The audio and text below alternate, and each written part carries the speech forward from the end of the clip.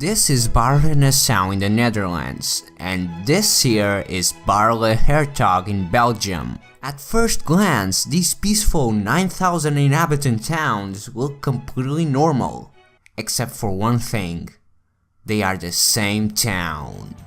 Today, we take a look at Baarle, the most confusing international border in the world.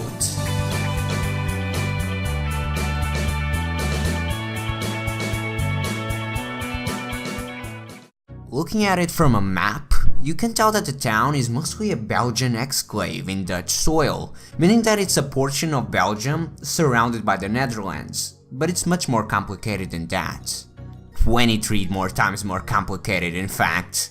In total, there are exactly 23 different borders or exclaves between the two countries. 6 of those are actually Dutch exclaves inside the Belgian exclave. So they're pretty much exclaves inside of exclaves. So the real question is, exclaveception or exclave squared? These confusing borders go back to various complex medieval treaties where, in short, these two nutbags decided it would be a great idea to swap their lands without any idea on how to mark those borders afterwards.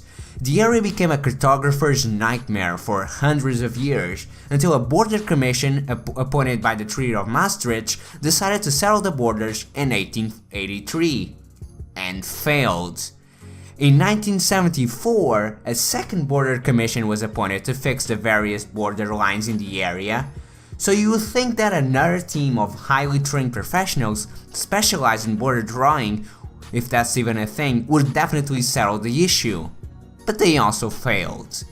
The borders were only officially determined in 1995 by a third border commission. At this point, this small town has had more people desperately drawing random lines on it than my college notebooks. I should probably pay more attention in class.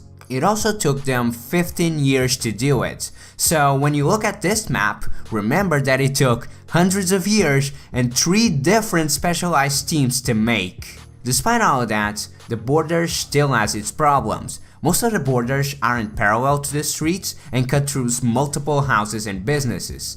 One business, called Royal Printing, even holds an entire Belgian exclave within its plot of land.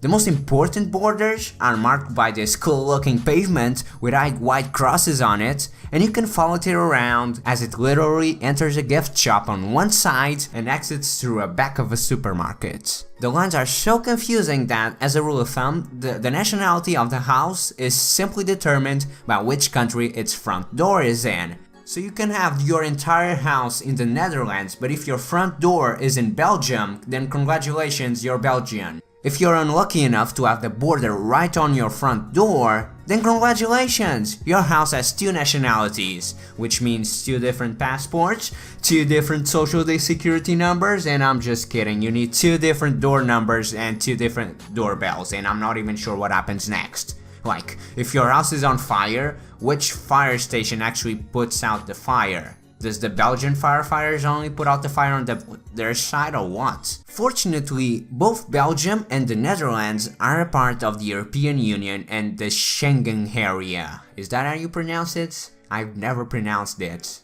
Like ever. But both countries have various different laws that make life a little more confusing. For example, the town officially has 2 different local authorities, 2 different mayors, 2 different websites, 2 different post offices, etc, etc.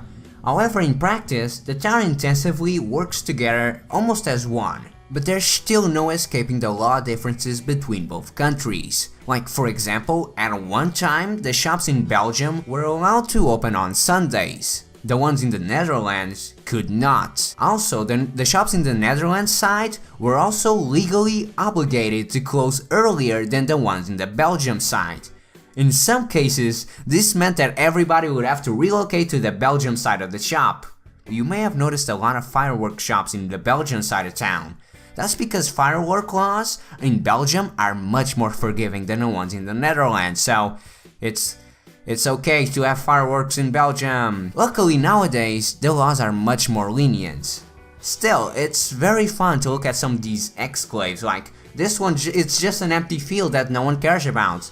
This one is ridiculously close to connecting to another exclave. And this one has just a random ass tail so you can connect to the back of this building. It's just so weird. So anyways, I hope you enjoyed. Please leave it a like. And I guess I'll see you next time. Bye-bye. Ready, set, go!